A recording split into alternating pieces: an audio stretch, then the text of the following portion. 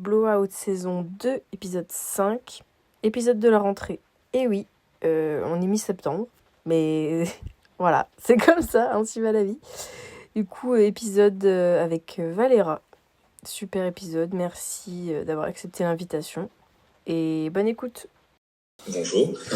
Comment vas-tu? Bon, ça va, bien. Ok, d'accord. Alors, Valérian, bon, t'as quel âge? Alors, j'ai 30 ans. D'accord. Je vais bientôt avoir 31 le mois prochain. Purée, tu vois, je te donnais plus. Ah ouais.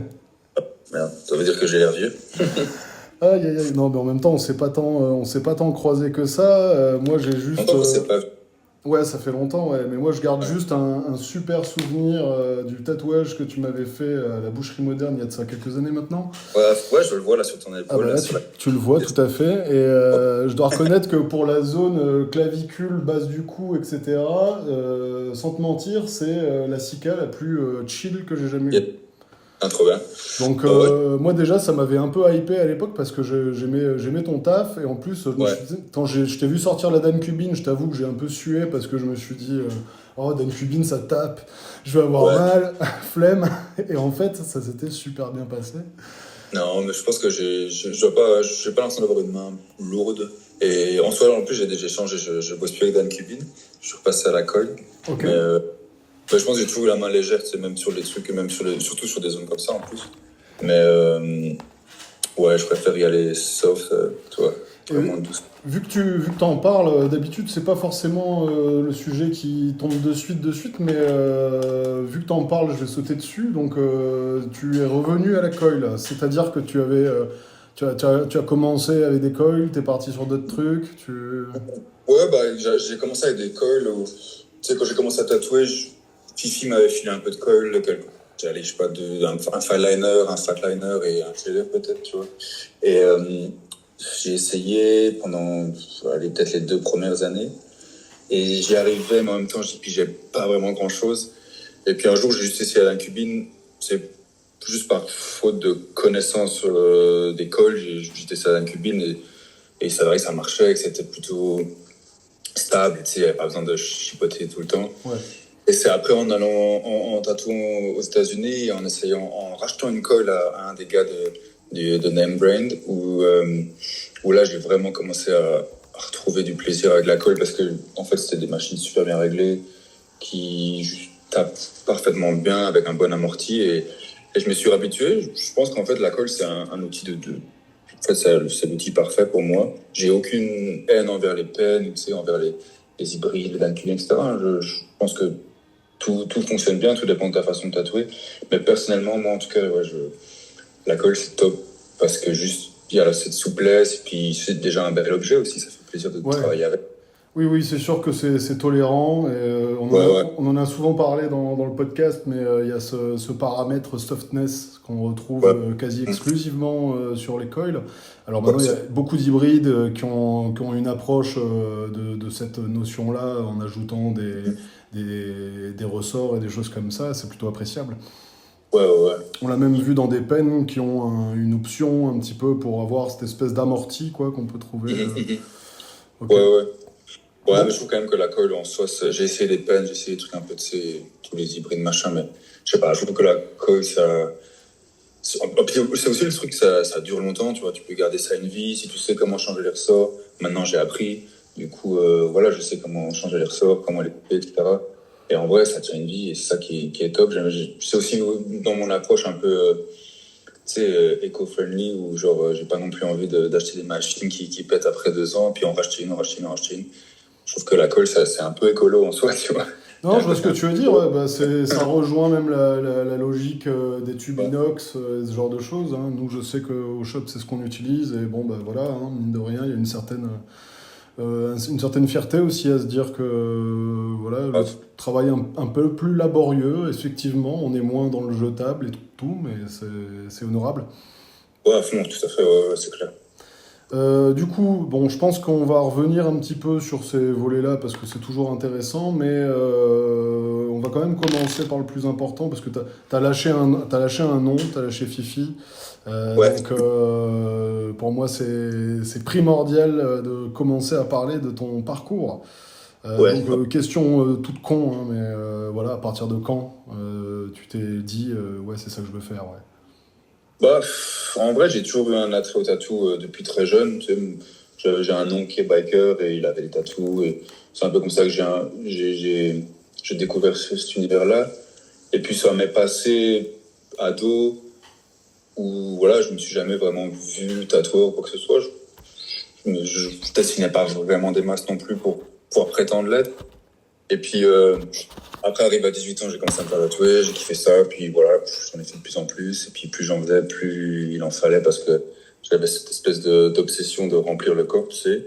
T'étais où à cette époque? À cette époque-là, attends, quand j'avais 18 ans, je rentrais en école d'ingé son, donc c'est là que j'ai fait mon premier tatou, j'étais à Nancy, j'ai fait une formation d'ingé son, puis après j'ai bougé à Bruxelles, où là j'ai appris la lutherie, et c'est là que du coup, vu que j'étais à Bruxelles, je pouvais me faire tatouer régulièrement, et au final, tout mon argent de poche passait quasiment dans le tatou, tu sais. Alors, tu parles de Nancy, donc tu te faisais tatouer chez qui là-bas? Bah, je me suis pas fait tatouer à Nancy, je retournais à Ah, Bruxelles en fait. d'accord. Ouais. Ok, donc premier tatou, tu sais à peu près Ouais, où? c'était au Deuil Merveilleux par ça. Ah ouais, ok, cool. Mais je connaissais rien, tu sais, je savais juste que je voulais me faire tatouer. D'accord. Et une pote s'était fait tatouer par elle. Et du coup, tu sais, j'ai été là sans vraiment savoir quoi que ce soit. Et c'est après que j'ai découvert un peu le milieu. C'est après que j'ai compris que je pouvais trouver un artiste qui me correspondait à 100%. Ouais. Et voilà quoi. Du coup, après, je me suis beaucoup fait tatouer à Anvers. Par surtout Warren au Glory Bond. Ouais, Glory Bound, yes, cool. Puis après, c'est par Fifi, par plein de gens. Et puis Et au final. comment tu définis ton apprentissage, toi? Est-ce qu'il y a quelqu'un qui t'a pris sous son aile et vraiment t'as commencé un apprentissage dit traditionnel ou bien ça s'est fait un peu... Ouais, pas vraiment traditionnel. En gros, j'ai commencé. Enfin, j'ai essayé le tatou pour le fun un peu parce que je commençais de plus en plus à redessiner. J'avais envie de tester et j'étais déjà quand même beaucoup tatoué. Je me suis dit, c'est quoi, je vais tester juste pour voir. Et puis j'ai vraiment accroché. Alors j'ai d'abord cherché un peu comment m'y prendre. Je voulais d'office faire un apprentissage parce que pour moi, ça reste une bonne façon, enfin une des meilleures façons d'apprendre. Mais c'était dur de trouver un shop qui voulait prendre quelqu'un. Je me suis retrouvé au tout début à Singulier. Ça s'est pas super bien passé, évidemment. Ouais, Et ça, on connaît un peu tous l'histoire, je pense. ouais, on Et, connaît. et après, je suis arrivé à la boucherie moderne. J'ai demandé à Angelo s'il cherchait quelqu'un éventuellement. Et là, j'ai fait un apprentissage où... Bah, c'était pas l'apprentissage ultra classique où tu as un mentor vraiment derrière toi. C'était plus un apprentissage où, voilà, il fallait quand même que je pose beaucoup de questions si je voulais apprendre des choses. Mais voilà, c'était super bénéfique quand même malgré tout. Et, et puis j'ai aussi beaucoup côtoyé Fifi qui m'a prêté des machines, qui m'a quand même essayé plus ou moins avec sa pédagogie à lui de m'expliquer comment ça fonctionnait. Ouais. Et voilà quoi, de fil en aiguille. Je pense que le vrai apprentissage, ça a été surtout la pratique, les questions, aller me faire tatouer et poser les questions aux tatoueurs. Et voilà, j'avais pas un mentor à proprement dit, mais j'ai fait l'apprentissage de shop plus ou moins classique, on va dire. Et pour revenir un tout petit peu sur le côté des machines, c'est la première machine, tu te souviens un peu de quoi il s'agissait? Ouais, j'ai eu une Redmond que Fifi m'a passée. Enfin, j'ai d'abord acheté vraiment une machine chinoise juste pour essayer. Et après quelques mois, c'est Fifi qui m'avait proposé de me prêter une machine. C'était un liner, je sais même plus. J'ai toujours cette machine, je lui ai racheté. Donc c'est une bonne machine. Mais là, elle est pétée, il faut que je la répare. Et ouais, il m'avait filé ça. Et après, j'avais racheté un set Redmond à Warren. Et puis, j'ai bossé avec ça pendant longtemps. Mais tu sais, je galérais. T'apprends, mais en même temps, tu sais pas comment régler la machine. Et puis, je trifouillais, je regardais. À l'époque, c'était pas si facile que ça de trouver des infos sur Internet. Maintenant, peut-être un peu plus. Mais ouais, c'était vraiment test-erreur, quoi. Ouais. Essayer de comprendre, poser des questions. Et puis voilà, quoi. Et puis après, je suis passé. Donc j'ai tatoué avec cette machine-là pendant un moment, puis un jour, Fifi revendait une cubine, la V4, je crois. Puis j'ai acheté ça, et puis au final, là c'était disons, plus confortable, parce qu'au moins, c'était consistant. Et j'ai tatoué avec ça pendant un bon moment, puis je repassais à la globe, comme je t'expliquais tout à l'heure. D'accord. Bon, ok, cool. Par rapport à ta pratique, alors je pense qu'on est. Ouais, moi j'aime bien, tu vois, il y a une ambiance dans ton taf, il y a un truc un peu trad, il y a un truc un peu weirdo, des déformations, des masses, des trucs flottants. On sait pas trop d'où ça sort, et c'est ça qui rend le truc, et puis le choix des couleurs aussi qui est assez rigolo. Yes. C'est quoi tes sources, tes inspirations premières dans le tatou, puis peut-être aussi à côté? Bah, je pense qu'au tout début, ou en tout cas au tout début, ce qui m'a orienté vers ça, parce que quand j'ai commencé, j'étais vraiment à fond dans le black work, ou la gravure plutôt, tu vois. Et puis après, de côtoyer un peu, rentrer dans le monde du tatou, j'ai compris l'univers du trad, qui m'a beaucoup attiré, parce que je suis aussi quand même fort passionné d'histoire, donc en général, pas que dans le tatou, mais en général dans l'art et dans tout. Et du coup, je trouve que ça matchait bien avec mes intérêts, et au début, j'étais fort influencé par les mecs qui font du trad avec un twist, on va dire, tu sais. Donc, tous les gars un peu genre Jeff Zuck, Julian Bast, je me souviens à l'époque, il y avait beaucoup la scène espagnole aussi, qui était un peu folle là-dessus, qui avait aussi leur code à eux. Donc, j'ai jamais vraiment été influencé par les vraiment tradeux, mais plus par les tradeux qui rajoutaient une petite touche, quoi. Sur la bordure, ouais. Ouais. Ok. Ça a été ça mes influences au début, et puis après, j'ai essayé un peu voilà, quoi, pour essayer d'éviter de répéter les choses. Parce que dans le trad, c'est aussi ça le problème, c'est qu'il y a beaucoup de gens qui innovent, mais parfois on tourne un peu en rond sur des sujets, ce qui est un peu le principe du trad en soi, mais moi j'avais du mal à me sentir, comment dire, complet avec juste les thématiques du trad. Alors j'ai commencé à m'intéresser un peu plus au peintre, puis j'ai commencé à peindre, ce qui a aidé beaucoup aussi, parce que je pense que les différentes pratiques artistiques alimentent aussi le tatou. Puis c'est vraiment, ouais, je pense que là où maintenant, c'est surtout la peinture qui influence mon travail, même la poterie aussi, je fais un petit peu de poterie, et même le bonsaï en soi, tu vois, qui avec surtout tous ces jeux de bois mort, etc., dans le bonsaï, qui a inspiré, je pense, beaucoup mes attraits pour les formes un peu bizarres, abstraites, comment dire. Bref, je sais même pas si c'est de l'abstrait, c'est voilà, tous ces petits trucs que je fais récemment. Ouais. Mais je pense, ouais. Si, il y a une dimension abstraite, psychédélique, surréaliste dans ton travail.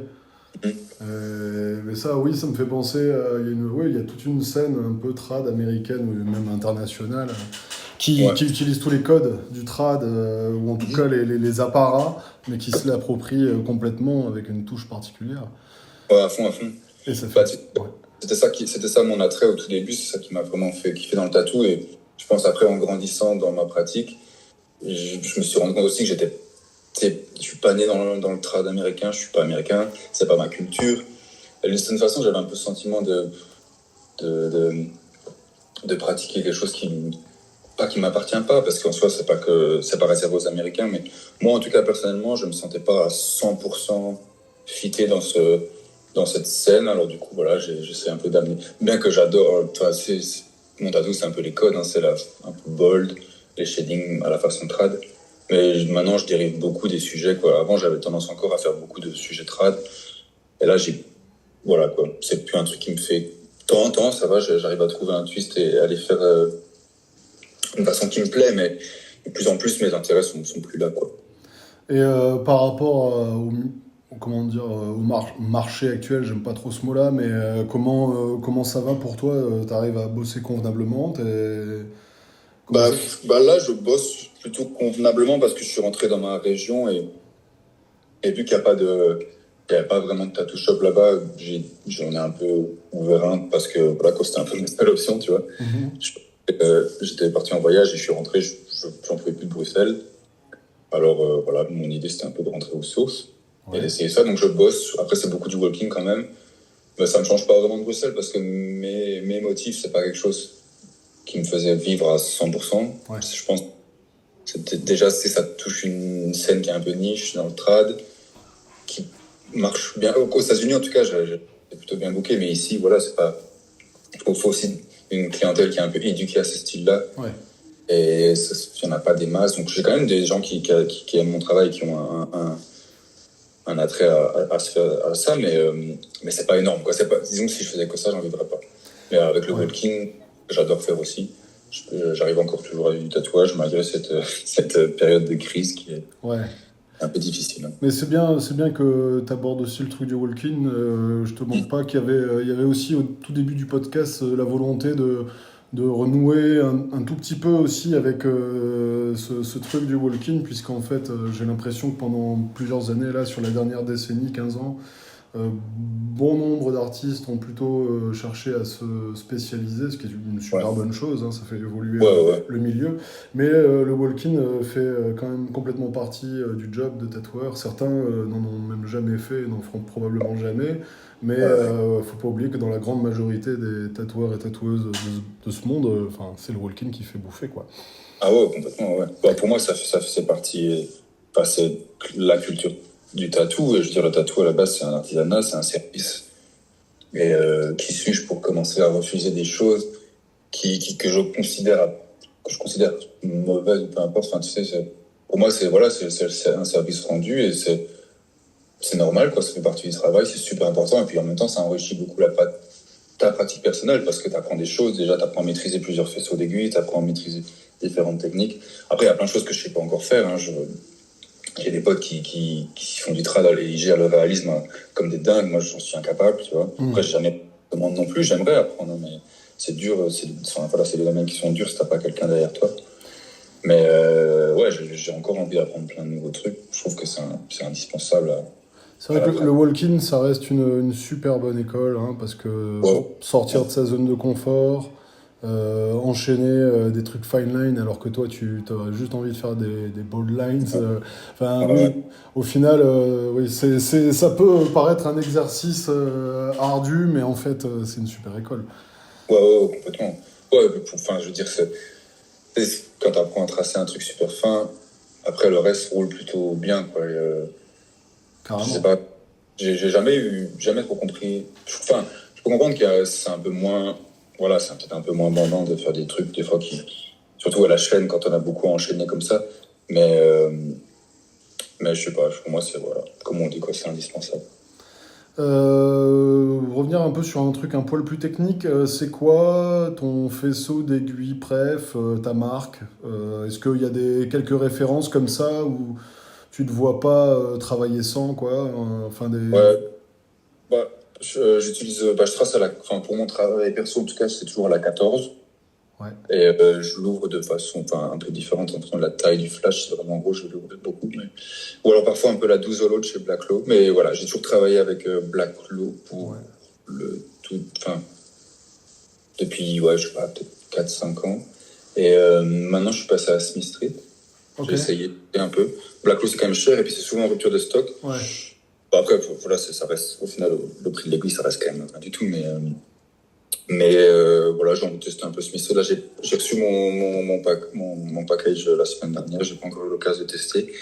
Mais 14 et puis Magnum de 9. Parce que avec quoi je tourne tout le temps, même sur des grosses pièces en vrai. Ouais. De temps en temps, je monte un Magnum plus gros si vraiment c'est fat ou si il y a des grosses zones d'aplat, mais... C'est quoi le plus gros Magnum que tu peux monter? Peut-être 15. Ah ouais, donc c'est pas non plus énorme. Ouais, non. Si, j'ai bossé avec des très très gros Magnum quand j'ai appris à faire, tu sais, les Black Arm, la technique du Black Arm, quoi. Mm-hmm. Mais ça arrive tellement rarement que j'utilise ça. Ouais. Donc, comment dire, c'est dans mon setup, quoi. Mais sinon, 9. Et là, j'ai pas encore essayé, mais j'ai chopé les fans, les super fans de chez Smith Street, qui sont vraiment ultra écartés, là. Ouais. Et voilà, j'ai envie de tester ça un peu, voir comment ça marche. J'ai entendu des gars qui en disaient du bien, donc à tester. Ouais. Chez Young Idols, t'as quelques trucs comme ça, ou alors pareil, des magnums hyper ouverts, lesquels tu peux texturer à balle, c'est... Ouais. Après, je connais rien en marque d'aiguille. Tu sais, moi, j'ai toujours un peu utilisé ce que les gens j'admirais utilisaient. Je me suis pas posé de questions. Ouais. Je sais pas. J'aime tester des trucs, mais j'ai essayé Quadron, j'ai utilisé Magic Moon beaucoup aussi. Ouais, rapport qualité-prix, c'est bien. Ouais, à fond. Quadron, j'aime pas. Tu vois, voilà. Après, j'ai chopé des Locus aussi pour essayer un peu. Unicorn, c'est pas mal. Je sais pas si t'as entendu parler. Ouais, ça marche bien, ça, c'est vrai. En plus, je pensais que c'était arc-en-ciel, mais en fait, c'est que les 5 premières. Ouais, c'est clair. Putain, ça fout trop les boules, ça. Elles sont trop stylées. Enfin, elles sont belles. T'as même pas envie de Et en encre, tu es chez qui? J'ai toujours utilisé la dynamique pour le noir. J'ai un peu essayé la truc, c'est quoi? C'est Pantera, la truc super noire, là, que les... Ouais, et puis il y a Eclipse aussi qui a Ah oui. pas mal à la mode. Ouais, j'ai une bouteille d'éclipse, mais enfin, en fait, j'ai comparé sur moi, sur ma peau, et j'ai l'impression que l'éclipse, enfin, je vois, après Sika, après quelques années, je vois pas une énorme diff. Donc voilà. Après, Ouais. ma peau aussi, c'est pas pareil que d'autres personnes, mais sinon dynamique. Et puis pour les couleurs, un petit mélange de plein de trucs. Ça dépend de la couleur que j'utilise. Un peu Eternal, un peu de Dermaglow, Ouais. un peu Solid Ink aussi. Et vite fait des trucs différents. Je crois que j'ai aussi Electra, mais ça j'utilise quasi jamais.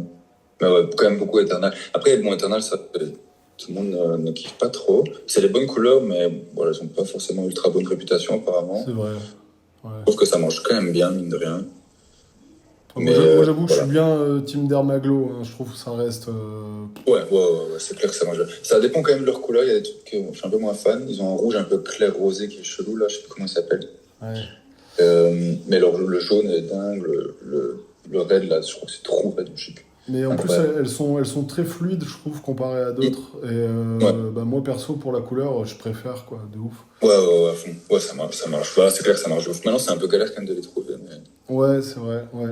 Et quand on en voit, moi, je sais que quand j'en achète, la plupart du temps, c'est en convention et Ouais. je prends ce qu'il y a. C'est-à-dire que Ouais, je fais ouais, pas la ouais. fine bouche à Ouais. dire, ah, t'as pas ça. Bah, moi, je trouve jamais les couleurs que je veux en Dermagloss. Ça, le problème, c'est qu'il reste toujours que, genre, tu sais, des bruns ou des mauves que personne n'a fait. Ouais, ça me fait penser aux samples des fois qu'on t'offre aussi en convention et que tu Ouais, gardes pendant longtemps. Alors moi, souvent, elles terminent sur des peintures, mais il y en a certaines, là, j'ai ressorti des trucs. On m'avait offert un sample de Bowery il y a un moment de ça. Stan Bowery, une marque ouais, américaine. ok. Bon, mais du coup, j'ai des micro trucs de chaque, mais elles sont super. Ouais, Enfin, franchement, c'est très ouais. bien. Du coup, j'utilise un peu aussi ce que j'ai, mais pareil, j'ai toujours fait ça, même dans d'autres pratiques, je veux dire, utiliser ce Ouais. qu'on a. Après, j'aimerais bien faire mes couleurs aussi, hein, mais ça, il y a plus les. C'est dur de. Enfin, on trouve plus les pigments nationaux, là, les Ah ouais. bons pigments américains. C'est Jean-Philippe Burton qui faisait ça, ou qui fait toujours, non? Il en a fait pas mal, je sais. Je pense que maintenant plus trop, mais Ok. on a fait. Et puis, moi, quand j'ai bossé aux États-Unis, beaucoup le faisaient eux-mêmes aussi, Ah avec les ouais. pigments nationaux. Et c'est cool parce que tu peux doser ta viscosité et Ah ouais. ta gamme des couleurs qui devraient plutôt pencher sur épais et d'autres qui ont besoin d'être plutôt fluides. Donc c'est cool, tu peux contrôler ça un peu mieux. Ok. Puis il y a, tu sais, organique et fala, j'aime bien, quoi. Mais j'essaie encore de trouver des bons pigments, mais ouais, Ouais. à voir. Bon, allez, complètement autre chose. Tout à l'heure, tu nous as parlé de lutherie, de Ouais. formation ingé son. Alors, raconte un peu. C'est quelque chose qui fait partie de ton passé ou qui a encore des échos aujourd'hui? J'imagine, oui, c'est encore un peu en tout cas, un son moins, parce que c'est une formation que j'ai faite quand je suis sorti d'école, comment on appelle ça en France, je sais plus, enfin, avant l'université, quoi, tu sais, l'école Le secondaire, lycée. on appelle en Belgique. Ouais, ouais. Après ma réto, j'ai fait un son parce que, tu sais, j'ai toujours été un peu dans la musique, dans l'art en général, et je sais pas, j'ai pensé que ça pourrait me convenir, et puis j'ai été diplômé, mais ça m'a pas vraiment convenu en final. Ouais. J'étais plus dans tu sais, les trucs, rester un peu solo, faire la compo pour moi, etc. Pour que bosser pour les autres groupes, je sais pas, c'est pas ce qui au final me branchait le plus. Après, j'ai trouvé une formation luthier. En fait, je cherchais un peu, tu sais, j'étais jeune aussi, hein, 18-20 ans. Ouais, quand j'ai commencé la lutherie, je vais avoir 19 ou 20 ans, je pense. Et ça, j'ai vraiment accroché à de ouf. J'ai fait 4 ans de formation et j'ai continué à en faire jusqu'à l'année dernière où maintenant, j'ai plus d'atelier. J'avais un atelier à Bruxelles que je louais, un atelier dans des trucs, une ASBL où il y a plusieurs gens qui travaillent le bois. Donc du coup, ça me permettait de continuer ma pratique. Mais là, maintenant, de retour à Virton, j'ai pas la place. Il faut juste que je le ferai, tu vois. C'est vraiment un truc que je veux continuer. J'adore la lutherie. C'est juste que ça prend énormément de temps. J'ai essayé d'en vivre, hein. J'ai quand même essayé d'ouvrir mon atelier, mais voilà, quoi. C'est un peu... Si le tatou est difficile, si les peintres sont difficiles, enfin, la vie de peintre est difficile, je pense que la lutherie, c'est Encore pire, ouais. tu vois, c'est quand même compliqué. En tout cas, au démarrage, c'est vraiment dur. Mm. Mais voilà, et puis moi, j'ai toujours été plus intéressé par la création en lutherie que par la réparation. Et là, la réparation, c'est ce qui fait vivre. Et c'est un peu comme, tu sais, le walking en tattoo Ouais, je et se comprends. faire faute, tu vois. Mais, et puis voilà, vendre une guitare, c'est quand même quelque chose de difficile. Il faut la trouver, les personnes qui sont prêtes à mettre une telle somme. Donc en vrai, c'est plus pour moi, quoi.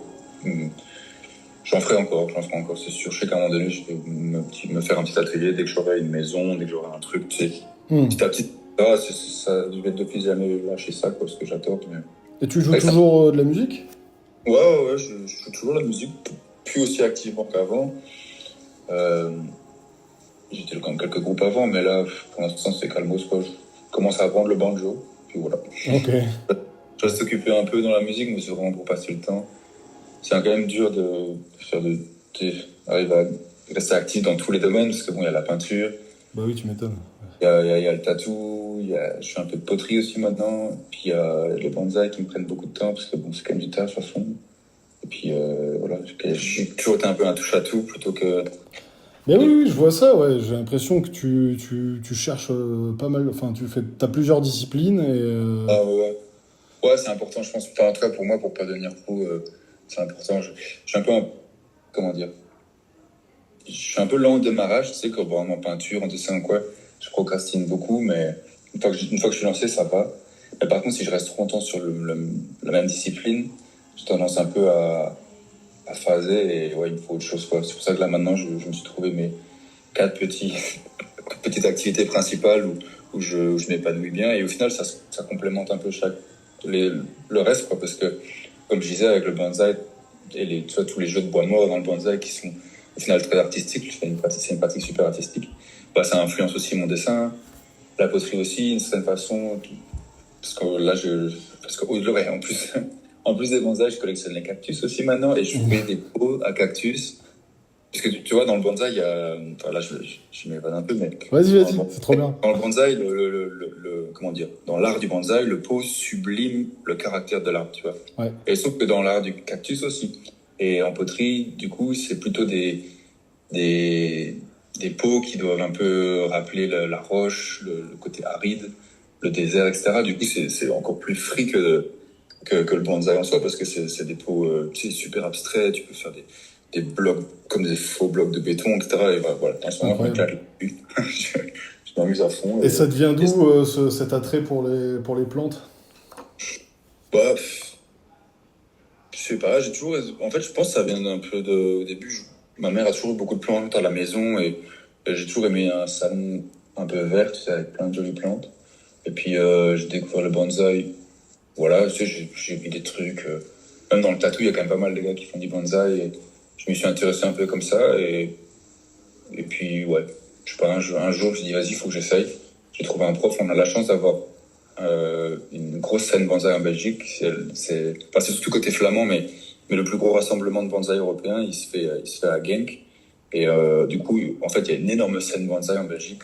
Les gens savent pas trop. Putain, et j'ai trouvé un prof qui est quand même assez, qui est plutôt une base, tu vois. Ah ouais. Et en fait, j'ai fait des logos pour lui, pour sa société, etc. Et il m'a payé en bonsaï, tu vois. Du coup, j'ai réussi à avoir quelques bonsaïs de cette façon-là. Et puis voilà, maintenant, je continue à bosser sur ces bonsaïs. J'en récupère de nouveau chaque saison. Et... Sympa. Voilà, ça fait kiffer. Je trouve que c'est bien. J'ai toujours aimé les plantes. Moi, le truc que je trouve génial dans le bonsaï, parce que bah, du coup, voilà, pour ceux qui écoutent, il n'y a pas si longtemps, on en a un peu parlé par message avec Valérian, c'est que moi, je m'y suis mis il y a tout récemment, là, pareil. Et une dimension qui m'a vachement plu, c'est...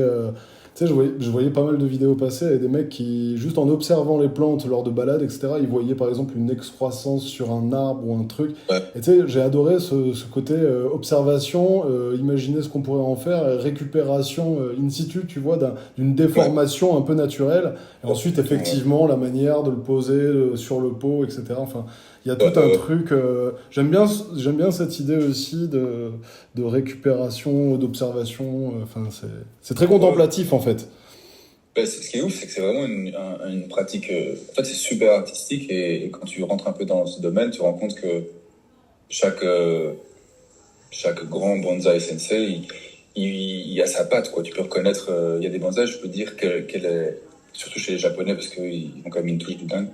Je peux dire qu'il a fait, quoi, tu vois. Et Ah ouais, donc t'es vraiment, tu t'es initié au truc, quoi, vraiment. bah, quand même bien, ouais. Je veux dire, c'est un truc, voilà, genre, je suis passionné de ça, comme le tatou, comme la peinture, mais ouais, je kiffe vraiment le bonsaï pour le coup, là. Je dois en avoir une bonne vingtaine maintenant. Enfin, après, pour l'instant, j'ai surtout des pré-bonsaïs. C'est pas encore des bonsaïs définitifs. Ouais. Parce que le but aussi, c'est, enfin, t'as un taf pour que ça devienne bonsaï. Un bonsaï n'est bonsaï que quand tout le travail est terminé, on va dire. Et, mais ouais, c'est super artistique, je trouve ça dingue, quoi. Et, je sais pas, c'est une pratique, et puis c'est apaisant, ça Ouais, prend ouais, ça. ouais. Non, ça, je suis d'accord avec toi, c'est hyper apaisant. Les plantes, c'est Ouais. apaisant. Et puis ce qui est cool, c'est aussi ce côté, bah, un peu recréer une mini-nature chez toi, quoi. C'est un peu le principe du bonsaï, c'est une miniature et c'est fait pour être contemplé, tout simplement, comme une peinture, quoi. Au final, quand tu vas dans une expo bonsaï, tu remarques que certains gars, ils passent 2 heures devant un bonsaï à analyser tout parce que t'as tout plein de trucs cachés dans le bonsaï, quoi. Il y a des règles, évidemment, il y a des codes, puis il y a des gens qui transgressent les codes un peu, Ouais. qui deviennent plus sur du abstrait, t'as des gens qui sont beaucoup plus classiques, les vieilles écoles. Enfin, il y a plein de trucs de ouf dans le bonsaï qui est dingue, quoi. Mais ça, bon, après, il faut être un peu initié pour le capter, mais C'est un monde. de ouf. Ouais, ouais, c'est dingue. Le seul problème, c'est que ça coûte une fortune. Ah, ouais, ouais, c'est clair. C'est vrai, ouais. Ouais, Bah, mais... ça coûte dire un arbre terminé coûte très cher, quoi. Après, moi, ce que j'ai chez moi, c'est plutôt des arbres que je collecte sur des terrains. Tu sais, j'habite dans vraiment la campagne, donc je demande aux fermiers si je peux aller dans leur champ de vaches et je peux déterrer quelques aubépines ou quelques prunus, tu vois. Et puis voilà, je les remets en pot et j'en fais un bonsaï. Ouais. C'est comme ça. C'est d'ailleurs la façon la plus répandue pour faire des bonsaïs. Ou alors tu peux les cultiver en champ avant de les mettre en pot. Mais j'ai pas les moyens de m'acheter des bonsaïs à 50 000, en 100 000. Ouais, ouais. Bon, super. Ouais, il y a pas longtemps, d'ailleurs, on avait discuté autour des phasmes après que j'en ai acheté un à ma fille, Petra. Et je suis allé récupérer un vieux terrarium que j'avais laissé traîner quelque part. Et en fait, j'ai pris un gros kiff tu sais, à mettre des jolis bois, à essayer de faire des dispositions sympas, avec du bois mort qui traînait, des trucs. Ouais, il y a moyen de faire des trucs cool. Tu sais, un peu comme le landscaping. Je sais pas si tu vois la pratique d'aquarium là où. Oui, oui. La corne de poisson de base, et puis le landscaping, je pense que c'est un peu plus créer une mini-nature, c'est aussi fou. Ouais, tous ceux qui font avec des batraciens, avec tout ce genre d'animaux. Bon, et je suis pas forcément sur le truc de la collection des animaux exotiques et compagnie, mais faut reconnaître qu'il y a des gros passionnés, tu sens qu'ils font ça, mais avec vraiment beaucoup d'amour, quoi. À fond. Bah, tu sais, t'as aussi les mecs qui font des forêts tropicales chez eux, là, avec c'est des mini-serres qu'ils mettent dans leur salon, et genre, il y a des pollinisateurs. Voilà, moi en ce moment je suis à fond en train de regarder justement les habitats un peu écologiques, ce genre de choses, parce que voilà, je veux pas trop épiloguer là-dessus, mais l'idée ce serait peut-être une migration vers la nature, on va dire. Et c'est juste passionnant de voir tout ce qui est capable de faire. Hop là, petite chute du téléphone. Ouais, ça va, j'ai kiffé d'ailleurs. Tout ce qui est possible de faire avec des plantes, même en termes de bassin. Il y a un intérêt, je veux dire, à vivre avec ça et un truc écologique. Et en même temps, c'est hyper beau, hyper contemplatif. Et je trouve que c'est vraiment des anxiolytiques naturels, quoi. Ouais, c'est clair. Ça fait trop du bien d'être juste déjà dehors, tu sais. Dans le jardin, nous, on a une petite mare japonaise, tu vois, avec des koi et tout. Rien que ça, c'est devant les koi. Je peux juste les regarder, c'est trop kiffant. Je passe plein de temps dans mon jardin aussi, j'adore. Et surtout tout ce qui est permaculture. Enfin, je trouve ça passionnant de laisser les plantes faire, justement. Ouais, c'est génial. C'est pour ça que je suis rentré aussi à la campagne, parce que Bruxelles, c'est chouette, mais la vie, au bout d'un moment. Enfin, en tout cas, moi, je viens de la campagne, donc j'avais quand même un besoin de retourner. Combien d'années de tatou à Bruxelles, du coup? Ça fait 8 ans que je tatoue. 8 ou 9 ans, je suis plus sûr. 8 ans, je crois. Et, enfin, presque 9, on va dire. Et j'ai toujours bossé à Bruxelles jusqu'à cette année, là où j'ai ouvert le shop le 1er avril. Donc, ça fait quelques mois que je bosse ici en Gaume, mais sinon toujours un peu. Ok, d'accord. Bon, je passe encore à autre chose. Tout à l'heure, tu nous parlais un peu des US. Donc, ça fait quelques années maintenant que tu vas y travailler? J'ai fait 2 gros voyages là-bas, pour le tatou en tout cas. D'accord. Et j'aimerais y retourner, évidemment. J'essaie d'y aller un peu régulièrement. Tester les yeux, tu peux pas non plus y aller quand tu veux, mais idéalement, j'aimerais bien y aller au moins une fois par an, mais là, je sais pas trop quand je vais y retourner. J'y suis allé une première fois en 2000. C'était quand? C'était après le Covid, ouais, c'est après le Covid d'office. 2000, je sais pas, 21, 22, je suis plus sûr. Puis j'ai retourné une deuxième fois, pour un peu j'étais revoir les gens avec qui j'avais sympathisé. Et C'était dans quel coin? Ouais, j'ai fait beaucoup de coins du coup. La première fois, j'ai dû faire 6 shops, et la deuxième fois 4 shops. J'ai fait New York, le Michigan, à Namebrain, Caroline du Nord, à Asheville et c'est comment l'autre ville? Charlotte? Ouais. Et enfin bref, je sais pas, j'ai dû faire une dizaine d'états, je pense. Après, j'ai voyagé dans d'autres états aussi, pas pour le tatou, mais niveau tatou, ouais, je pense peut-être 10 états. Ok. Surtout sur la côte est, hein. J'ai pas tatoué sur la côte ouest. J'ai déjà voyagé là-bas, mais je veux dire, j'ai pas encore assez de tatouer là-bas, j'aimerais. Bon, sûrement pour le prochain voyage, j'imagine. Mais bon, ça coûte cher, et puis enfin, ça coûte de plus en plus cher, et puis surtout, ça devient un peu flippant d'aller là. Au début, c'était déjà flippant, mais maintenant que c'est Trump avec les borders et tout, là, tu sais, je sais pas, j'ai un peu l'impression qu'ils vont être super stricts à l'entrée. Ouais, c'est vrai que ça sent mauvais, là. Hein. Bah, ouais, parce que bon, évidemment, c'est illégal de travailler là-bas, donc, à moins d'avoir une carte et tout, ou avoir un visa artiste, mais voilà, avant de l'obtenir, il faut déjà se lever tôt, et ouais. Mais j'aimerais y retourner, ouais, c'est vraiment cool. En tout cas, les States ont été fort bénéfiques pour moi dans mon tatou, quoi. Ouais. Déjà voir un peu les gars qui t'influencent le plus, comme ça, en vrai, c'est vraiment kiffant. Et C'était un rêve, ouais, que t'avais depuis tes débuts, quoi, ou... bah, tu sais, au final, moi, je voulais revoyager. J'avais déjà voyagé aux États-Unis avant, même avant de tatouer. Et bon, ouais, les États-Unis, ils sont ce qu'ils sont, mais il y a quand même en tout cas, moi, je trouve qu'il y a des chouettes choses là-bas. Et je voulais retourner pour le voyage. Puis je me suis dit, c'est quoi, je vais essayer de faire un guest. Et grâce au contact de Fifi, j'ai su contacter des gars, quand même, que j'adore, dont j'adore le taf. C'était un peu flippant la première fois, surtout parce que j'estime, ouais, j'avais pas du tout le niveau pour me retrouver là, tu vois, mais bon, je l'ai fait un peu au culot, quoi. Juste pour, voilà, les rencontrer, pouvoir me faire tatouer par ces gars-là. Puis ça, voilà, j'ai bien accroché, surtout à Namebrain, le shop de Jeff Zuck, où j'ai passé vraiment un cool moment.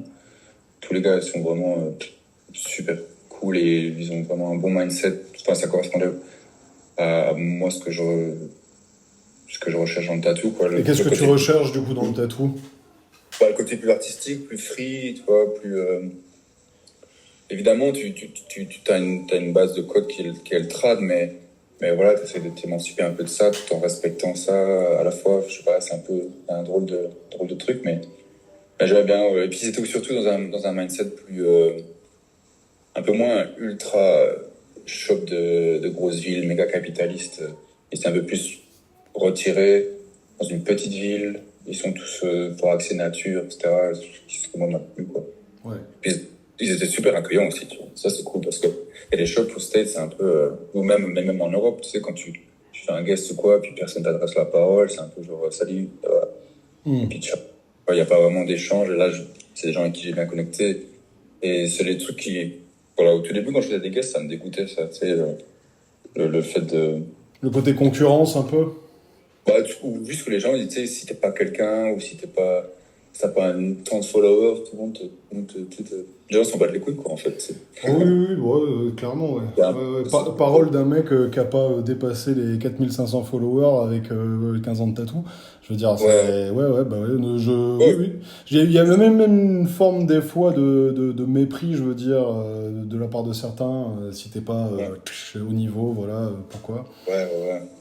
Bah oui, c'est ça, c'est un peu... Au final, on va pas se mentir, c'est quand même un monde très hypé, quoi. C'est un peu un truc de rockstar où il y a beaucoup de gens, je pense, qui veulent avant tout être connus avant vraiment de... Bah ouais. Vraiment... Enfin, après, je comprends, on veut tous un peu être reconnus pour ce qu'on fait, c'est super attirant, la gloire, entre guillemets, quand je dis gloire, c'est pas assez... comme on l'imagine, mais je veux dire, juste être reconnu par ses pairs, c'est quelque chose Bah de justement, chouette. tiens, ça c'est une notion intéressante parce que être reconnu par ses pairs, c'est-à-dire être reconnu par les gens dont tu aimes le boulot, dont les gens dont tu te fous complètement, ou alors d'être reconnu. Ouais, enfin, il y a différents types de reconnaissance et elles sont Ouais, peut-être plus ou moins enrichissantes. Il y en a qui sont ouais, peut-être plus ouais. authentiques que d'autres. Bah ouais, c'est clair. En tout cas, moi, dans ma démarche, j'ai jamais trop. Tu sais, j'ai pas beaucoup de followers, j'ai pas une grande fame Instagram, on va dire, réseaux sociaux, je les utilise très mal. Mais je suis content d'avoir au moins rencontré les gens que j'aime et ces gens ont apprécié mon travail et c'est ultra gratifiant pour moi, quoi, tu vois. Ouais, Sans ouais. prétendre, je pense pas que je reste quand même un petit gars parmi des tonnes de, de très bons artistes, mais ça fait plaisir de voir que bah, il y a des gens que je respecte qui eux aussi respectent mon travail et pour moi c'est la meilleure voilà des choses quoi dans le tatou, pas pour ma carrière personnelle quoi. Après évidemment c'est pas ça qui rapporte du travail. Et qu'est-ce que tu penses de la notion de tatoueur, tu sais? Enfin, je sais pas si tu captes Bah, ce que je veux dire. c'est un peu mon cas en tout cas Ouais, les trucs enfin mes flashs perso c'est les tatoue quand même beaucoup sur des tatoueurs ou ouais. sur des gens c'est des collecteurs de la scène un peu quoi tu vois. Et ça, c'est un drôle de syndrome, hein, parce que Ouais, c'est comme s'il y avait une espèce de vocabulaire un peu abstrait comme ça, où ouais, on reconnaît un peu une forme d'authenticité dans des lignes, dans des formes, dans des... ouais, Et ouais, ouais, c'est vrai que c'est un truc qui est très présent parmi les tatoueurs et ouais. Je veux dire, par exemple, tu me dis si je me trompe, mais tu vois, ton boulot, il est pas accessible pour un novice dans le tatouage, par exemple. Enfin, pas forcément aux premiers abords, quoi. ouais, pas beaucoup, ouais, c'est clair. Ah, il y a quelques gens tu sais, qui ont juste envie d'un truc original, qui trouvent ça cool et qui sont vraiment axés sur waouh, c'est unique, alors, Ouais, cool, je veux ça, tu vois. Mais ça reste un faible pourcentage de ma clientèle. ouais. Euh, ouais, que, ouais, le reste, après, c'est super cool de tatouer des tatoueurs. Moi, je suis content, au moins, ça De veut dire ouf. que le taf est cool et si eux l'aiment bien. Après, c'est vrai que, ah, tu sais, c'est ça un peu dans ce phénomène de rockstar autour des tatous. En soi, si tu tatoues les tatoueurs, ça veut dire que j'imagine que t'es validé, je sais pas. Ouais, t'as une forme de validation, bien sûr. Ouais, ouais, ouais. C'est hyper agréable, bien sûr. Ouais. Mhm. Ouais, tout à fait, ouais. Et justement, t'as abordé vite fait le sujet des réseaux sociaux. Ouais, toi, tu gères comment? Tu fais le minimum vital? Enfin, t'es pas. Ouais, bah, J'ai pas là, l'impression que t'as une présence, tu vois, démesurée sur non. Instagram, mais tu sors quand même quelques trucs. Voilà, je vois Ouais, passer des trucs. ouais, je poste mes trucs, je fais pas vraiment de stats, c'est pas grave. J'ai réussi un peu. En fait, ça a été dur au début, pas surtout plus jeune, tu sais, de pas capter pourquoi ça ne marche pas pour moi, pourquoi j'arrive pas à faire ça, si cela, mais en même temps, je fournissais pas le travail nécessaire que Instagram veut de toi pour avoir ses stats. Et ça a été frustrant au début, mais là, je suis un peu en paix avec ça. J'ai plus du tout besoin je m'en fous, en fait. Tu sais, j'ai pas de stats. Ouais. Ouais, Je je crois que c'est très bosse. bien. Ouais. Moi, Bah ouais. je soutiens ce truc et c'est pareil. Moi, j'ai ma chérie qui est tatoueuse aussi et nous, on va dire, je pense qu'on est un petit peu en burn-out des réseaux sociaux. Ça Ouais. m'a rendu triste un certain temps parce que, pareil, de se foutre un peu la rate au courbouillon il faut Ouais. produire, il faut produire. Et putain, s'en foutre, en fait, c'est hyper agréable parce que Ouais, ouais, c'est faut clair. faire confiance aussi, je pense, à la vie. Ouais. Pas uniquement se référencer à ça. Ouais. Ouais, c'est clair. Ouais, puis au final, c'est pas toujours ce qui te fait manger, quoi. Là, je vois, avec le shop que j'ai ouvert, je fais quasiment aucune promo, c'est du bouche à oreille, c'est à la campagne. Bah, j'allais Alors, te poser la question, tiens, ouais, si ouais. t'avais de la com sur le shop ou pas. Bah, pas vraiment, hein, tu sais, je fais quelques posts, mais au final, les gens viennent parce qu'ils ont vu qu'il y avait un tattoo shop, et puis tout le monde se déplace ici. Enfin, tu sais, tout le monde a une voiture, donc les gens passent devant. Et puis, bouche à oreille, surtout, ça marche encore, quoi, Mais dans ça, le c'est cool parce que c'est comme ça que ça fonctionne en plus à la base. Donc, ouais, à fond, c'est ça, tu sais, j'ai une cliente qui va ramener sa mère, ou puis sa cousine, ou un truc comme ça, et etc., etc. ouais, classique, c'est bien.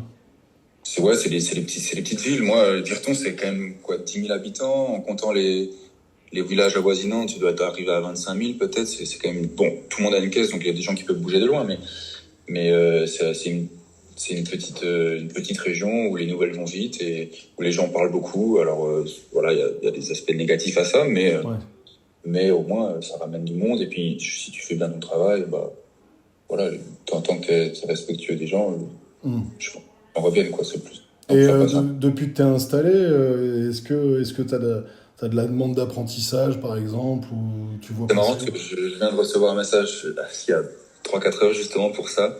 Ah ouais. Il m'a écrit de 18 ans qui, bah bon, tu vois, je veux dire, je pense que si je serais OK d'apprendre à quelqu'un, je me sens pas du tout légitime d'apprendre. Vraiment, je trouve pas que j'ai encore assez de bouteilles pour ça.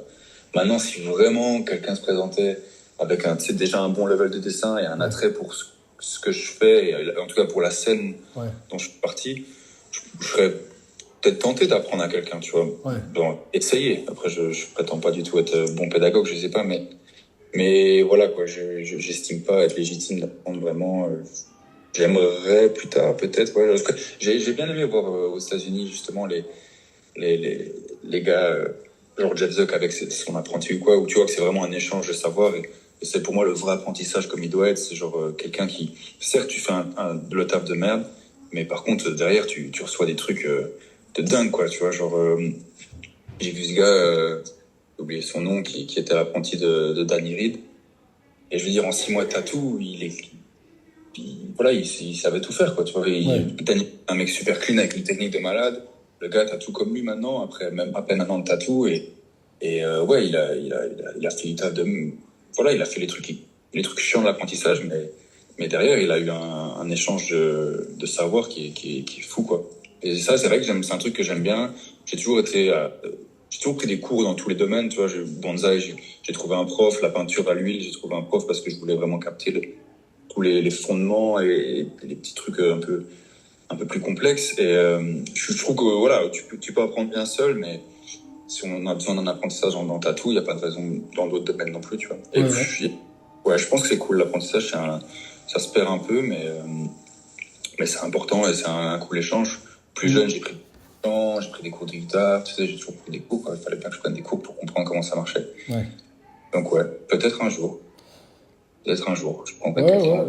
T'as raison, c'est bien, ouais. Après, c'est vrai que c'est pas si facile. On remet, enfin, moi, j'ai eu un seul apprenti et ça m'a fait me remettre en question de ouf sur ma pratique. Ouais, c'est clair. Finalement, ça a été assez éreintant. Du coup, voilà, là, l'occasion se représentera peut-être. Enfin, j'ai quelqu'un en tête, pareil. Mais tu vois, passer le cap maintenant de lui dire, par exemple, vas-y, ok, je suis valide pour te filer tous mes tips, machin. Ouais, c'est long, c'est éreintant. Ouais, c'est clair. Bah, c'est un engagement sur du long terme. Il faut être sûr que ça passe avec la personne, quoi. Puis, je pense, en fonction de comment toi tu fonctionnes, enfin. Tu vois, il y en a qui sont super exigeants, qui vont demander beaucoup de travail personnel, d'autres qui vont te laisser un peu plus en roue libre, etc. Moi, j'ai tantôt essayé de faire l'un, tantôt l'autre, et puis c'était hyper difficile. Ouais, ça je comprends. Bah, après, c'est ça remet tout en place aussi, hein, même dans ta pratique. Puis en fait, il y a aussi ce truc de putain, dans le tatou, c'est difficile de. Enfin, moi perso, j'apprends encore en fait. C'est ouf quoi. Ça c'est clair. Ouais. C'est clair qu'après 10 ans, t'as encore des trucs à capter et tout. Après 15 ans aussi, enfin, ça s'arrête jamais vraiment. C'est ça qui est bien. Mais en même temps, quand tu vois tellement de gens qui maintenant sont un peu en train de tuer la pratique à cause de tout ce truc de cracher sur l'apprentissage. Enfin, pas cracher dessus, mais tu sais, genre refuser l'apprentissage, faire ça un peu il y a de l'opposition, on va dire, entre l'ancienne école et l'actuelle.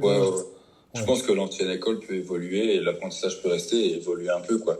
C'est vrai qu'il fut un temps où l'apprentissage était, je pense, destructeur, quoi. Ouais, bien sûr. Bah oui, en fait, c'est aussi qu'on retient beaucoup plus les mauvais exemples que les bons. Parce qu'il y a aussi une foule d'apprentissages qui se sont super bien passés avec des vieux tradeux. Voilà. Ouais. Mais c'est sûr que, enfin, je sais pas ce que t'en penses toi, mais il y a eu, alors je pense qu'il y a eu du travail de fait tant chez les anciens que chez les nouveaux pour que ce soit un peu plus poreux des fois.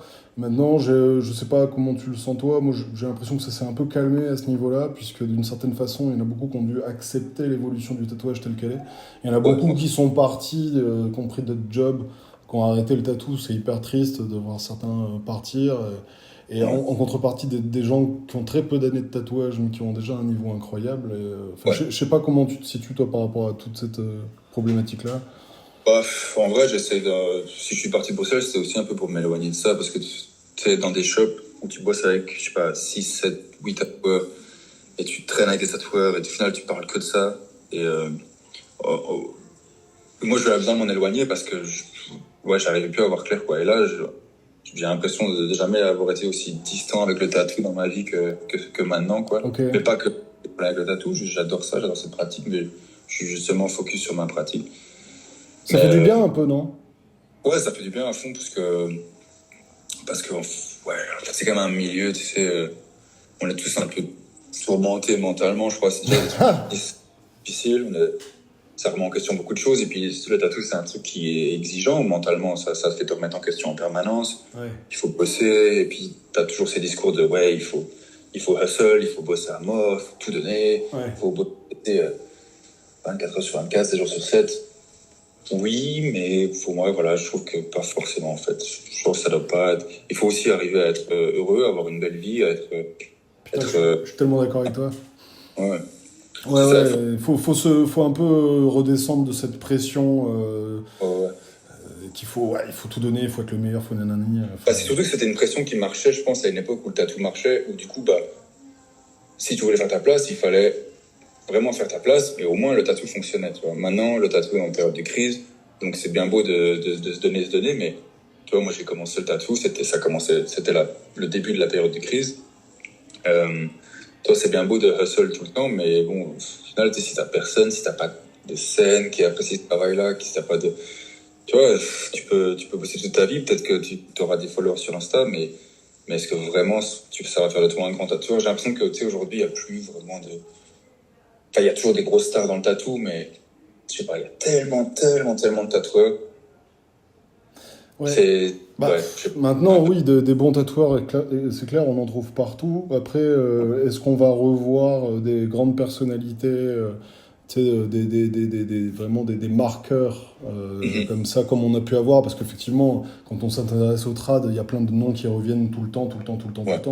Est-ce que notre époque va produire des George Borchett, des Sailor Jerry, ce genre de trucs? Je sais pas. Franchement, on est rentré dans une espèce d'un consumérisme qui est pas toujours qui est un peu toxique en fait, quoi, pour le tatouage. Je pense que dans tous les milieux artistiques, c'est la galère de toute façon. Le tatou, on a la chance de pouvoir quand même en vivre mieux que d'autres pratiques. Ouais. Mais on arrive à saturation de tout. Mais tu sais, quand tu compares avec la musique, genre, je sais pas, j'ai jamais trouvé la musique aussi pauvre et si peu qualitatif qu'aujourd'hui, quoi. Il n'y a plus rien qui me touche vraiment. Si, il y a encore le groupe qui me touche, mais je veux dire, dans le mainstream, avant, tu sais, je sais pas, tu penses quand même qu'au mainstream ou au R&B des années 2000, il y avait quand même des trucs stylés, tu vois. Maintenant, c'est tellement pauvre, c'est tellement... Ouais. Écoute, les trucs qui sortent à la radio et tout, Il y a un truc que j'ai entendu récemment qui m'a mis une petite claque. Là, j'ai compris un peu comment ça fonctionnait aujourd'hui. Je m'étais pas rendu compte. Maintenant, il y a de plus en plus d'artistes qui sortent track par track et des petites tracks. Le truc, c'est de faire... faut saisir un moment, faut faire un petit buzz, et tout, après ce mini-buzz, qui potentiellement, après, t'ouvriras les portes sur un plus gros buzz, mais avant, on avait un peu tous tout l'art et les médias, ça c'était un peu la même bouffe qu'on nous enfilait tous. Et maintenant, l'algorithme fonctionne de façon où il te cible, donc il te donne que ce qui t'intéresse, mais du coup, personne n'a des trucs en commun.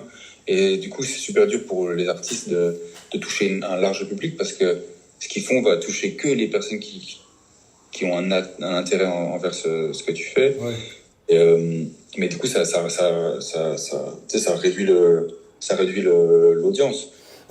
Et puis ça favorise l'entre-soi aussi, puisque d'une certaine manière, sous couvert d'être un truc hyper ouvert, qui ouvre au monde, etc., au final, ça enrichit qu'un monde très très précis.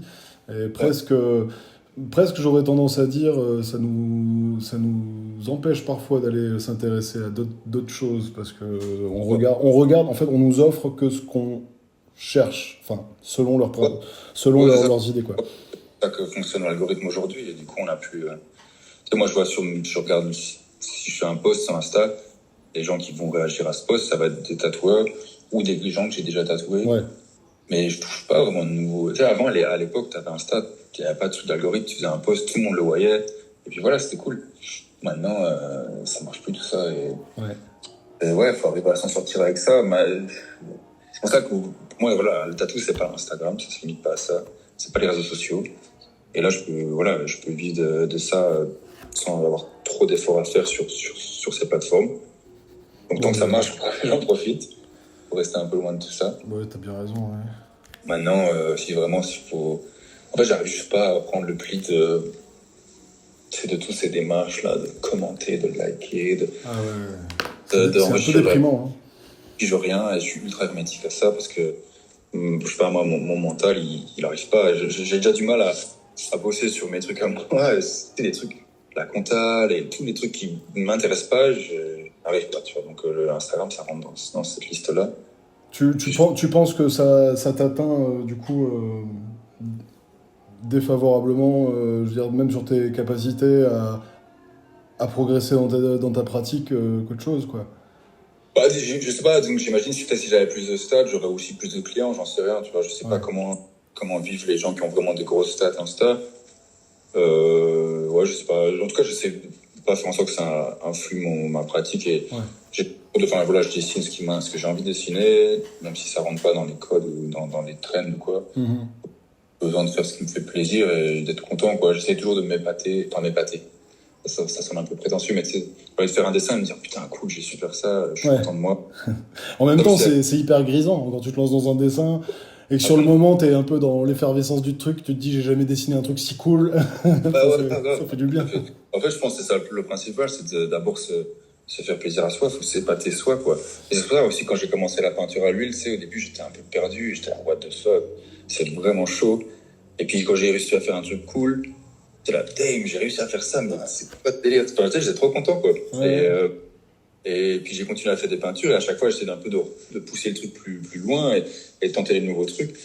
Et c'est pour ça aussi que j'aime ce que je fais en peinture, au final, ça s'éloigne énormément du tatou parce que peindre des trucs de tatou, tout le monde le fait et ça me fatigue. J'ai l'impression juste de faire quelque chose que quelqu'un a déjà fait. Pas qu'il faut faire un truc unique tout le temps, mais en tout cas, moi, j'arrive juste pas à me dire, voilà, je fais un flash et puis je vais mettre un petit œuf et puis je vais mettre une aile et puis je vais mettre une couronne d'épines sur un truc. Enfin, tu sais, juste tous les codes de Dan Higgs qui sont devenus omniprésents dans cette scène, qui sont cool, hein, qui sont magnifiques, qui tuent, mais juste, j'en ai juste marre de faire ces trucs-là et la peinture. Avec la peinture, c'est que là, je fais des paysages, tu sais, genre, bon, je fais des paysages un peu chelous, mais un peu, pas surréalistes, mais en tout cas un peu sombres. Ouais, si, il y a un truc surréaliste, ouais, quand même. Mais tu vois, je veux dire, je mets pas d'élément tatou, quoi. Et à chaque fois que j'essaie de mettre un élément tatou, je me dis, bah non, en fait, ça va pas. Donc, c'est bien. Voilà, c'est drôle, ça, parce que moi, j'ai ce truc avec... alors, dans le tatou, c'est vrai que j'utilise majoritairement le noir et gris. Même si j'aimerais faire beaucoup plus de couleurs et tout parce que j'adore ça, mais alors par contre en peinture par exemple je tape direct dans les couleurs. Ah ouais. Limite je suis ennuyé par le noir et j'aime bien aller tout de suite prendre de la couleur. Je m'explique pas, c'est comme ça. Puis pour moi c'est un peu plus riche. Après il y a moyen de faire des trucs de fou juste en noir, hein. Tu regardes Bigger. Bien sûr, bah oui. Mais moi justement je trouve que ça reste au-delà de maintenant, aujourd'hui je m'éclate encore plus sur le gris, sur les trucs de transparence, sur des micro détails qui presque les gens ils regardent pas spécialement, mais moi par contre je suis super content d'avoir fait ce petit détail là, ce petit ombrage à cet endroit là avec cet effet de transparence. Bref, c'est des petites choses comme ça, mais et bon, c'est bien, je crois que je pourrais discuter comme ça pendant longtemps, mais je vais essayer d'avancer un tout petit peu. C'est quoi tes projets à venir, là? Il y a des trucs, des déplacements, des choses comme ça? Bah, j'essaie toujours de faire des petits guests. J'ai fait des guests récemment en Allemagne, ça marchait plutôt bien. Je pense que les gens sont un peu plus réceptifs à ce que je fais là-bas. La culture trad en général est un peu plus présente, et puis du coup, il y a aussi un peu plus de place pour ces trucs plus chelous. Enfin, c'est des styles un peu plus bizarres. Et donc j'essaye peut-être de pousser un peu les guests vers là-bas. Et puis Aussi, je retourne aux endroits où je suis déjà allé, qui sont bien, où ça s'est bien passé. Pas de nouvelle ville à Bah venir? si là, je suis en train de parler avec ce gars, je sais pas comment on prononce son Njek, enfin un mec de Slovénie, il est à Ljubljana. Ouais. Et je pense que je vais aller Ah oui, je vois. Ah oh putain, j'adore son boulot. Ouais. Ah oui, il est Bien, trop bon. quoi. Ouais. Bah, son style est dingue, quoi. C'est ultra free, quoi. Genre, le mec s'en bat les couilles de tout. Il fait ce T'as qu'il vu, veut. je l'ai croisé en 2018 à Berlin où j'étais en guest. Je savais même pas que Ouais. c'était lui, tu vois. Ouais. À l'époque, en tout cas. Et j'ai compris bien longtemps après. Et putain, Ouais. il est trop bon. Il est trop fort. Bah, ça, moi, j'aime bien un peu les mecs comme ça. Là, ma copine est polonaise et je vais essayer aussi d'aller un peu plus en Pologne, je pense, parce qu'il y a une cool scène là-bas. Il y a vraiment des cool tatoueurs, quoi. Franchement. Ah ouais. On a toujours un peu ces idées reçues sur l'Europe de l'Est et sur la Pologne principalement, je trouve. Mais en vrai, rien qu'à Varsovie, t'as Glue Tattoo. Ouais. Il y a un style, laisse tomber, c'est trop fou, c'est trop libre en fait ce qu'il fait. C'est ça que je kiffe. Belmo aussi. Au mieux. Ah, ouais, il est à Vienne, lui, je pense. Ouais, Vienne, c'est ça. Mais Bah, pareil. C'est cool là-bas. T'es allé? Je pense que j'y retournerai aussi, ouais. Ah ouais. Cool. Et puis le mec là, j'ai sûrement mal prononcé, Slavoromic. Il vit à Poznan en Pologne. Okay. Et bref, c'est un vieux tatoueur. C'est pas un vieux, il a claqué un peu de la bouteille. Il a un style de fou, quoi. Ouais. Voilà, tenter un peu d'aller par là-bas, puis retourner aux États-Unis dès que je peux me le permettre. Bon, mais c'est super cool, Valéra. Écoute, on a atteint l'heure là. Je pense que c'est pas mal. L'idée, c'est que ça reste un format digeste. Ouais, d'office, ouais. Pas se taper les 6 heures de. Ouais. Et puis si on n'aborde pas tous les sujets auxquels j'avais réfléchi, c'est pas bien grave. Je suis quand même bien content de cet échange. À fond, moi aussi, c'était cool. Merci beaucoup. Merci d'avoir répondu présent. En plus, je sais, alors on va saluer Gigi, Loesa, ma copine avec qui on fait le podcast. C'est elle qui s'occupe de tout le montage, les intros, etc. Et qui est une jeune tatoueuse qui fait du très bon trad. Et je sais qu'elle aime beaucoup ton taf. Elle est chez, tu vois, Mathias de chez Spirit Tattoo. Mathias Jean. T'as tatoué, Jean Mathias Jean, tu l'as tatoué. Je l'ai tatoué. Je lui avais fait un tribal un peu chelou. Tu l'as tatoué à la Convention de Lille, il me semble, il y a quelques années. J'y étais aussi. Ah bah, ok. Et il est revenu te voir, il me semble, à Bruxelles aussi. Ouais, je me souviens, je crois que je lui avais fait un tribal avec un tribal usine. C'est un peu chelou, un peu à la Rudy Fierce, tu vois. Mais ouais, c'était cool. Donc comment? Il fait un peu de l'ornemental comme ça. Ouais, c'est ça, ouais. Yes. Donc, je diverge, mais en fait, Loé, la copine avec qui on fait le podcast, bref, on est tous les deux hyper contents de t'avoir parce que tous les deux, on aime vraiment beaucoup ton boulot. Bah, c'est gentil, merci beaucoup, j'apprécie. Eh ben, c'est bien cool. Moi, j'étais resté sur un bon ressenti après notre séance tatou, et depuis ce temps-là, je m'intéresse vraiment beaucoup à ton boulot, et voilà, c'est cool. Merci ça beaucoup. fait plaisir.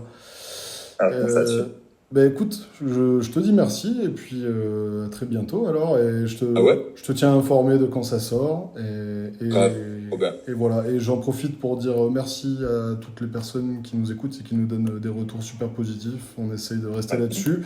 C'est pas très assidu, c'est quand on a envie, quand on trouve le temps, mais c'est cool. Ouais, c'est normal, c'est la vie, on peut pas toujours être à fond. Pas la même chose. C'est ça. Allez, je coupe. Merci, au revoir. Ciao. Hein. Merci d'avoir écouté cet épisode. N'hésitez pas pour le référencement à lâcher un petit commentaire, à liker, à partager à vos proches, en story. Ça nous aide et puis plus on a de retours et plus on s'améliore et mieux c'est. Donc voilà, merci.